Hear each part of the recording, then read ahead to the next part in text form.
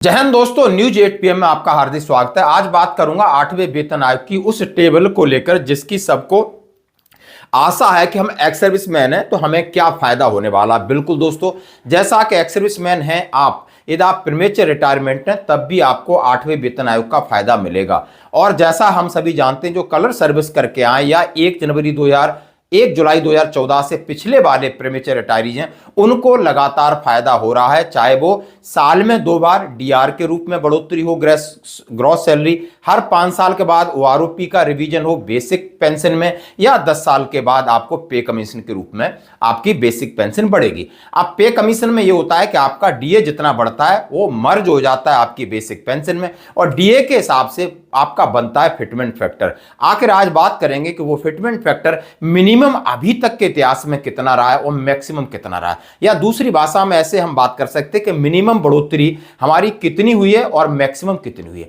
जैसे कि आपके अखबार या जितनी सारी रिपोर्ट्स कह रही कि मिनिमम बढ़ोतरी 14.27% हुई है, यानी 14.27% इंक्रीज ये हुआ है सेकेंड पे कमीशन में, यानी दूसरे वेतनमान में। और सबसे ज्यादा छठे में हुई है बढ़ोतरी, जो कि लगभग 54% हुआ है आपके सिक्स्थ पे कमीशन में, और सिक्स्थ पे कमीशन में 54% सबसे बढ़ोतरी ज्यादा हुई है। अब मैं बात करूंगा यदि कम से कम आपकी सैलरी कितनी, पेंशन कितनी होगी, या ज्यादा से ज्यादा पेंशन कितनी होगी, आइए बोर्ड पर समझ सकते हैं।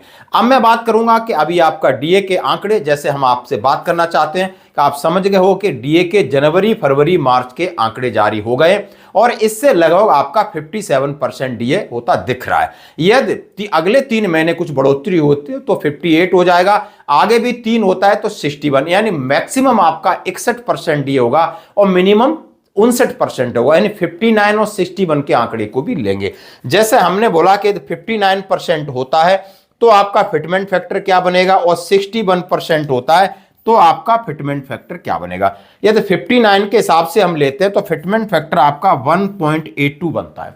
59 के हिसाब से 1.82, यानी मिनिमम बढ़ोतरी 14.27 बढ़ोतरी ली, और मिनिमम हमने लिया तो मिनिमम जो बढ़ोतरी है 1.82 है, और मैक्सिमम बढ़ोतरी 161 के हिसाब से 2.48 का फिटमेंट फैक्टर होगा, यानी मिनिमम 1.82, मैक्सिमम 2.48।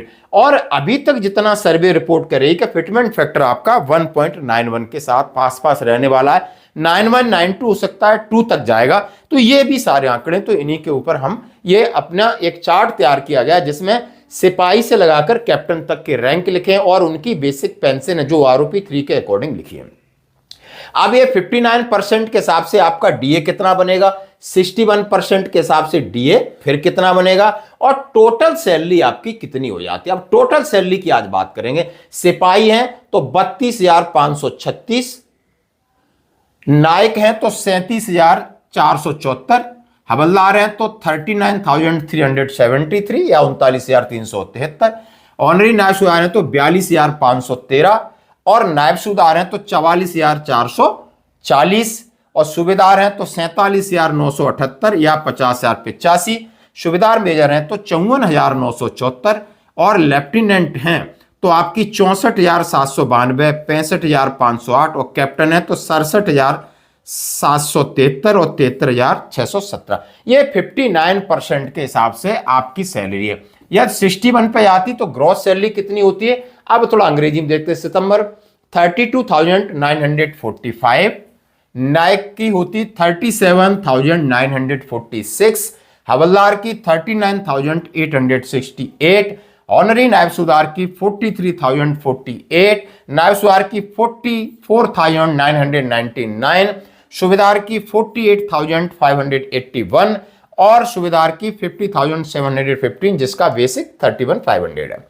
सूबेदार मेजर 55,665, देन लेफ्टिनेंट 65,607, और दूसरा लेफ्टिनेंट सर्विस क्राइटेरिया के हिसाब से 66,332, और कैप्टन 68,626 और 74,543। ये आपकी अपनी कमाई है, लगभग ये आपकी ग्रॉस पेंशन इतनी होने वाली है। अब जो कि डीए और डीआर को मैंने मर्ज कर दिया, क्लब कर दिया। अब फिटमेंट फैक्टर के हिसाब से कितनी बढ़ेगी, और फिटमेंट फैक्टर अप्लाई होगा आपकी बेसिक में अप्लाई होगा सीधा, डीए की कोई मतलब नहीं, बेसिक में सीधा मल्टीपल होके जाएगा। अब मिनिमम मल्टीपल 1.82 फैक्टर रखते हैं तो आपकी 37,242 यानी 37,242 होगी। सिपाही की मैक्सिमम 50,748 होगी, भले आप 286 मांगो चाहे 2.5 से मांगो, और जिस पर कयास लगाए जा रहे हैं वो 39,000 के आसपास होगी सिपाही की। नायक की 42,895 तो कम से कम होना है, याद रख लो, और मैक्सिमम 58,000 के आसपास, और लगभग जिस पे कयास लगाए रहे हैं वो 45,000 के आसपास। हवलदार हैं तो 45,000 आपकी मिनिमम होगी, मैक्सिमम 61 होगी, और एवरेज आपका 47 के आसपास मिलेगी, 297। ऑनरी नायब सूबेदार है तो मिनिमम आपकी 48,500 या 48,663 वर्कआउट किया, इससे कम का चांस नहीं है। मैक्सिमम 66,310 और लगभग 51,069 जो एवरेज निकाला जा रहा है 1.91 से। इसी तरह नायब सूबेदार की बात करूंगा कि 50,870 के आसपास मिनिमम होगी, और मैक्सिमम उसकी 69,316, और 1.91 का हिसाब है जो कि 53,000 यानी 53 और 54 के आसपास तो होना ही होना है। सूबेदार साहब के आंकड़े लगा रहे हैं तो ये 54,900 और 57,330 के आसपास सूबेदार साहब बीच में रहने वाले मिनिमम, और मैक्सिमम जाएंगे 74 और 78,000 के बीच, और कयास लगा जा रहा है कि 57,500 से 60,500 के बीच में सूबेदार फिक्स होंगे, जहां वेरिएशन है। सूबेदार मेजर की बात कर रहा हूं, 63 उनका मिनिमम होगा, 85 मैक्सिमम होगा, और 66 के बीच में पूरी उनकी उम्मीद है, जैसा कि पूरा सर्वे कह रहा है। अब लेफ्टिनेंट की बात करता हूं सीधा सीधा, तो 74 और 75 के बीच में, और इनका 77 और 78 के आसपास जाने का नहीं, 65 और 66 से बढ़ोतरी मिनिमम 74 से लगाकर 77 के बीच में होनी है। 1 लाख 1,000 1 लाख 2,000 जो मैक्सिमम है, शायद ये देखते हैं सरकार क्या देती है। कैप्टन की बात करूं जो कि 68 और 74 के बीच ले रहे हैं, उनकी मिनिमम 78,000 से 84,000 के बीच, यानी 78 और 84 के बीच, और एवरेज उनका 88 के आसपास जाएगी, 88 के आसपास, और मैक्सिमम बढ़ोतरी 1,14,000 की बात हो रही है। जैसा कि ये आंकड़े बिल्कुल स्पष्ट रूप से ब्लैक एंड व्हाइट में है, जहां पर जो अर्थशास्त्री अपना सर्वे कर रहे हैं। बाकी रही बात अब 8वें वेतन आयोग पर क्या अपडेट है, इसके बारे में जरूर बात करेंगे दोस्तों। जैसा कि 30 अप्रैल को एक मीटिंग हुई है, जिसमें जेसीएम की मीटिंग 22 अप्रैल को, 30 अप्रैल तक उन्होंने एक अपना कमेटी बनाई है, जितने भी कर्मचारी संगठन है, कर्मचारी संगठन एक मेमोरेंडम तैयार करेंगे जो 20 मई तक पूरा तैयार हो जाएगा।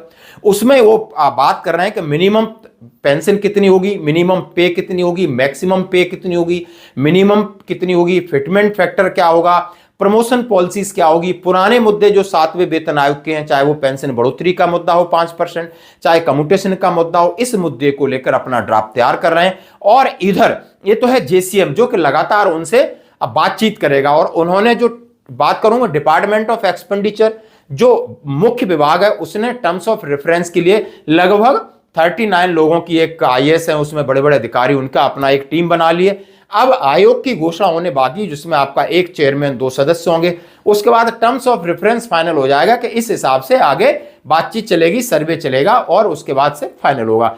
तो ये सारी अपडेट है, और इसी महीने बहुत कुछ 8वें वेतन आयोग में आपको देखने को मिलेगा। काम तेजी से हो रहा है। धन्यवाद।